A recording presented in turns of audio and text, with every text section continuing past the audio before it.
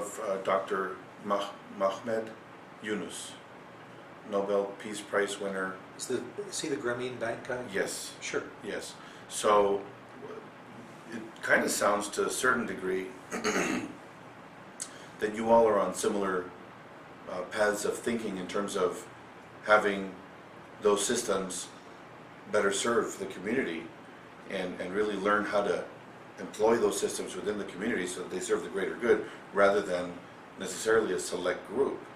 The story of Grameen Bank, obviously you may have heard, is that the poor weren't able to get loans. Particularly women. Particularly women. And women historically were the ones that were fighting to get out of poverty. Yeah. One of the things that we've seen operate differently, we tried the lending circles early on, and what we found was that in this particular community it didn't work well. Folk were much more family oriented than they were neighbor oriented. And so the sense of autonomous entrepreneurship was much stronger than the sense of social networking that held the women together in the Grameen Bank experience. Mm-hmm. I think FEMA has done some really good work in Juarez with that lending circle model. FEMA. Fundación something Mujer. Anyway, they all, I can't remember what the acronym stands for. Well, that gave me a pretty good idea, and I didn't know you would speak Spanish, so that's pretty good. No supe. Well, pues los está haciendo muy bien. Pues puedo sobrevivir en español. Very good, very good. Sí, gracias. If you don't speak at least a basic street level of Spanish, it's really hard to work in these communities. Oh, absolutely. This community is predominantly Spanish speaking. It's also a community that has a different level of formal education than a lot of other areas. So here we've got maybe less than 50% of our folk have a high school education or more. So they haven't had the formal experiences. They know their product, they know their service really, really well. But because of the language barrier and because of the formal education issues, they don't have access to a whole lot of information. So that's another thing that we try to do is once we've gotten trust is the basic issue. If people trust you, you can do an awful lot. Right. So we work on building that first, and then we make more information available in ways that they can figure it out and get it, and their learning curve then becomes less of a problematic issue and more of something that interests them. How do you see that that you develop trust within the community? I mean, it's obvious that you do as an organization, but what would be your advice to others looking at this, other nonprofits? It takes time. Okay, how would you go about doing that? What would be your advice to them? You start with talking to people and tell them what you want to do, and you do the little things that you said you would do. And then over time, if you keep showing up and you keep not betraying that trust, people open up. But it takes time. And it's not that you walk in and all of a sudden everybody jumps all over you. When we first moved into this community, we did an open house. Nobody came. Finally, one person came in, and Maggie, and she had been sent by the neighborhood to find out if we were, in her words, Jehovah's Witnesses or drug dealers. And so the first year and a half, 2 years, we didn't do much. We just talked to people. Mm-hmm. And then gradually, when we began to understand what folks wanted, then we began to implement program. And it just, once you've got that base to build on, you can do a lot. But it takes time to build it. I think what you just said is resonating in my mind and in my heart by remembering the words someone spoke. I don't remember. I think it was Gandhi: "Seek first to understand, then to be understood." And obviously that's key. And from that you then understood what the needs were in this particular needs and the desires. Because I can look and say, well, I think you need this, but if they do not experience that, that's not their need. Right. So you work with what creates a need is a sense of hope. If I don't want something, I don't need anything. Mhm. Need is always future-oriented. If you ask somebody, and we did this, what do you need? I need a lot of money. What would you like to be doing in 5 years? I would like to be a teacher, one person said. Now what do you need to be a teacher? That changes the context of an immediate sense of impoverishment to, well, in order to get to X, I need Y. And then need becomes not this incredible fog of impossibility, but very specific and negotiable. Right. Tangible. Yeah. And you can deal with it. But you've got to have a sense of where you want to go in order to understand what the need is.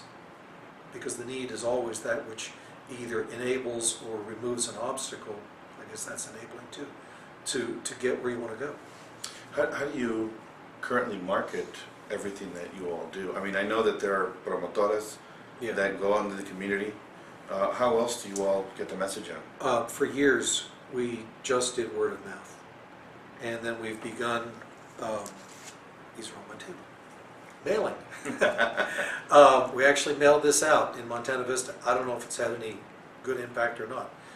We've got some signboards up around the city. We've got some of our staff on different Spanish language radio shows and TV shows. Dr. Aviles has been doing some stuff on the TV channels,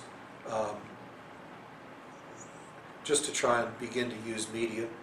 But we've been almost media shy for a long time, just because in our communities, folks seem to trust much more the direct relationship. Right, right.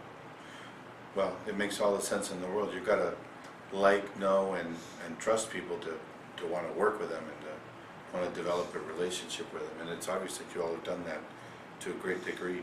How do you see this neighborhood shaping up, and in fact the impact that Project Vida is having in this region in the next 5 to 10 years? In this particular community, I think what we're looking at are a couple things. One is to continue to add to the housing stock and to remove blighting conditions.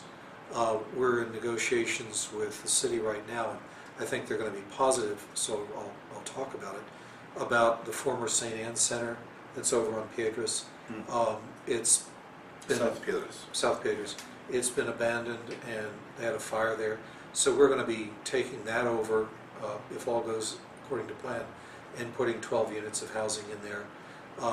There's some more abandoned or condemned buildings that we're trying to acquire in the area, and just bring up the housing stock. We're doing the housing stock because we've found that that has a direct impact on the wellness of children. If kids live in poor housing, their wellness goes down and their stress level goes up. And if they live in a decent place, then they do better in school. We're continuing to expand our after-school program. We've added a larger area for the latchkey program, and giving parents an affordable opportunity when they're at work to have their child taken care of after school. We're also looking at expanding our clinic program to include substance abuse as well as behavioral health and primary care, so that people that are having a hard time with anything from tobacco to alcohol to prescription drugs to street drugs can have an opportunity for some support in this neighborhood. And we're in conversation with a couple of providers about that. We're hoping to begin to be able to add children and adolescent behavioral health services. So far, most of our behavioral health services have been adult-oriented. So we're in conversation with a child and adolescent psychiatrist about coming into the community and being part of our services here. We're not sure where we're going with some of the other programs, but we are partnering with Recovery Alliance, which is just north of here, to open a clinic in their facility where they're doing peer recovery, and they're going to be targeting a lot of veterans. And so we're partnering with them in working in that program. Those are just some of the areas, but really a lot of it's going to come from community Congress meetings. Wow, I'm blown away. I know from personal experience that this area, where it comes to rehabilitation, is still lacking. And the fact that you're looking at attempting to make an impact in that world is just phenomenal. It's not something that it impacts everything. When we live so close to Juarez, and we're the number one, if not the number two, crossing point for illegal drugs into this country, that immediately bleeds into the entire community. You have a trickle-down effect into this region of a very high incidence of drug abuse with marijuana, with all sorts of other drugs. And obviously that plays into every other factor or other sector in our community: family life, social life, spiritual life, economics, et cetera, et cetera. And it is probably one of the biggest areas that we have lacked attention in this city. I'm very glad that you're putting a spotlight on that and endeavoring to make some things happen there. It's very good.